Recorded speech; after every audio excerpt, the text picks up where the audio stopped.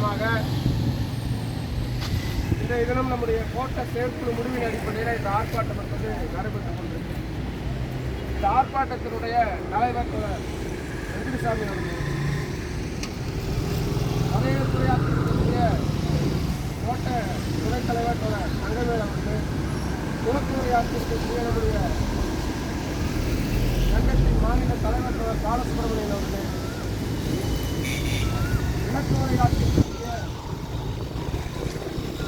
கோட்ட செயலாளர் சென்னையப்பன் அவர்கள், இறுதியாக நன்றியுரை நடத்திருக்கக்கூடிய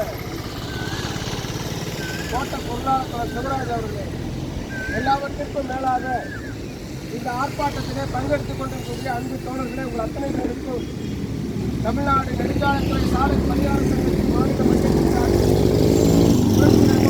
வாழ்த்துக்களுக்கும் வணக்கங்களையும் தெரிவித்துக் கொள்கிறேன். ஒரு நீண்ட நெடிய போராட்டத்தின் மூலமாக இந்த தாராபுரம் கோட்டம் 2010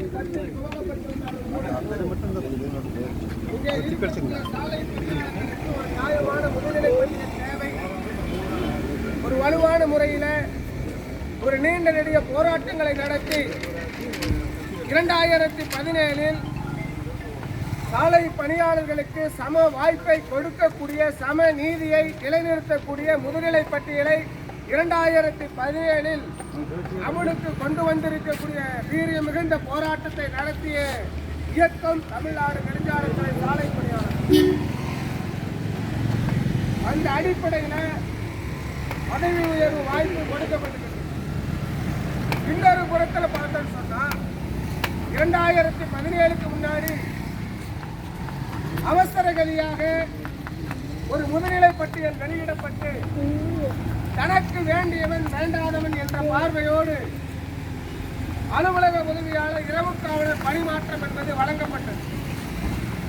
நம்முடைய சங்கத்தினுடைய நிர்வாகியாக இருந்தாலும் கூட தவறான முறையில் முதுநிலை பட்டியல் வெளியிட்டு அதில் பதவி உயர்வு வாய்ப்போ அல்லது பணிமாற்ற வாய்ப்போ கொடுத்திருந்தால் எங்களுடைய சங்கத்துடைய நிர்வாகிக்கு கிடைத்திருக்கிறது என்று சமாதானம் செய்து கொள்வது, சமரசம் செய்து கொள்வது தமிழ்நாடு நெடுஞ்சாலைத்துறை சாலை பணியாளர் சங்க இயக்க வரலாற்றில் எங்கும் கிடையாது. ஒரு வீரம் செறிந்த போராட்டத்தின் மூலமாக போடப்பட்ட உத்தரவை ரத்து செய்து வைக்க போராட்டத்தின் மூலமாக வெற்றி பெற்ற இயக்கம் தமிழ்நாடு நெடுஞ்சாலைத்துறை சாலை பணியாளர். தோழர்களே, இன்றைய தினம் இந்த கோட்ட பொறியாளர் அவர்கள் சம நீதியை உடைத்திருக்கிறார். சமூக நீதியை காலி போட்டு மிதித்திருக்கிறார். இந்த கோட்ட பொறியாளர் அரசாங்கத்தினுடைய சட்ட விதிகளை அறிந்து இந்த கோட்ட நிர்வாகத்தை செயல்படுத்தினர். இவர் தொடர்ந்து தவறுகளை செய்வதற்கு பின்புலமாக அலுவலகத்திலே இருக்கக்கூடிய கண்காணிப்பாளர் யாரோ ஒருவருடைய தூண்டுதலின் பேரில் நிலையெடுத்து சொல்கிறார் என்று சொன்னால், கோட்ட பொறியாளர் அதற்கு துணை போவார் என்று சொன்னால், கோட்ட பொறியாளர் அவர்களே, உங்களுடைய நாற்காலியில் இந்த அலுவலகத்தில் இருக்கக்கூடிய கண்காணிப்பாளரை உட்கார வச்சிருங்க, ஒன்றும் பிரச்சனை இல்லை. அந்த கண்காணிப்பாளரை ரிமூவ் ஃப்ரம் சர்வீஸ் என்ற நிலைக்கு கொண்டு போய் வைக்கக்கூடிய போராட்டத்தை தமிழ்நாடு நெடுஞ்சாலைத்துறை சாலை பணியாளர் சங்கம் முன்னெடுக்கும். எச்சரிக்கை செய்கிறோம்.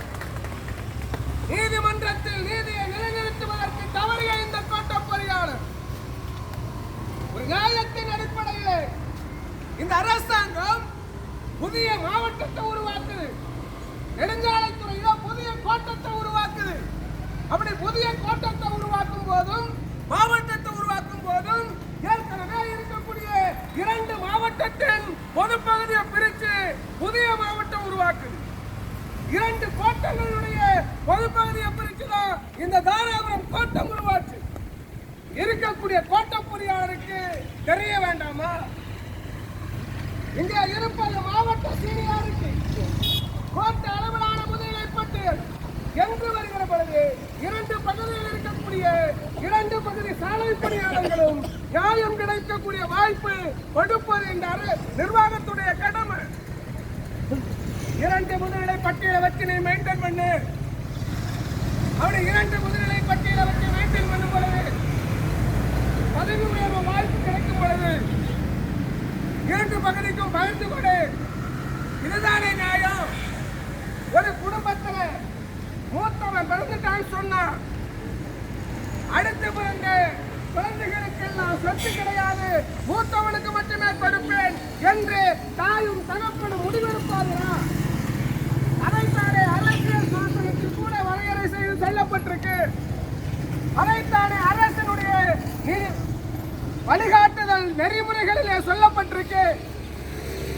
இதை உள்வாங்காத கோட்ட பொறியாளர், ஒரு அப்பாயிண்டிங் அத்தாரிட்டி, பணி நியமன அலுவலர் என்ற நிலைப்பாட்டில் இருக்கக்கூடிய அதிகாரி எடுத்தேன் கவுத்தேன் என்று சொல்லி கோட்ட பொறியாளர் பேச வேண்டிய பேச்சுக்கெல்லாம் கண்காணிப்பாளர் பேசுவார் சொன்னார். இதுல யாரு கோட்ட பொறியாளர்? கண்காணிப்பாளர் கோட்ட பொறியாளரா அல்லது நீங்க கோட்ட பொறியாளரா?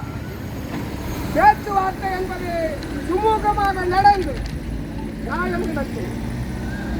நீதிமன்றத்தில் ஒரு தனிநபர் வழக்கு போடுறாரு. தனிநபர் வழக்கில் ஒரு தீர்ப்பு வருது. அந்த தீர்ப்பில 8வது பத்தியிலே சொல்லப்பட்டிருக்கக்கூடிய சாரம், 3ஆம் தேதி பணி நியமனம் செய்யப்பட்டவர், 5ஆம் தேதி பணி நியமனம் செய்யப்பட்டவர் என்று குறிப்பிடப்பட்டது. 3ஆம் தேதி பணி நியமனம் செய்யப்பட்டவர் என்று சொன்னால் அவர்தான் முன்னாடி வரணும்.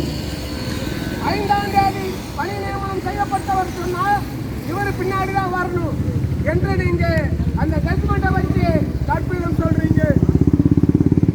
ஏற்கனவே அரசாணை 184 29/5/1997 ஒரே உத்தரவுல 10,000 சாலை பணியாளர்களை நியமனம் செய்யறதுக்கு வெளியிடப்பட்ட அரசாணை.